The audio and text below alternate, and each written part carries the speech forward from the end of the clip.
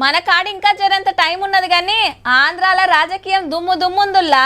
ఎందుకంటే ఆడ ఎమ్మెల్యే ఎలక్షన్లు కూడా ఇప్పుడే మళ్ళా టీడీపీ బీజేపీ జనసేన ఒక గ్రూపు, అటు వైసీపీ ఇంకో దిక్కు కాంగ్రెస్.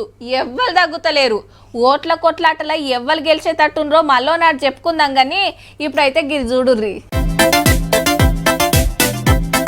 అన్నదమ్ములు ఇద్దరు కారు దిగి సీదా పెద్దన్న కాడికి వచ్చిండ్రు.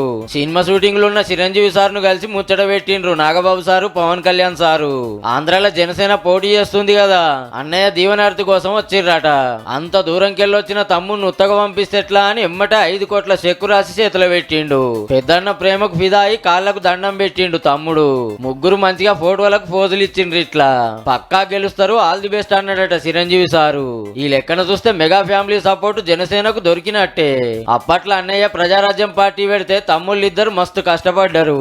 అటెనక కాంగ్రెస్ లో కలిపేస్తే 10 ఏళ్ల కిందట జనసేన జెండా లేవట్టిండు చిన్న తమ్ముడు. నాగబాబు సార్ ఒక్కడే పార్టీల శరీకాయి నీరు ఓడిపోయిండు. ఇప్పుడు పోటీ కూడా చేస్తలేడు.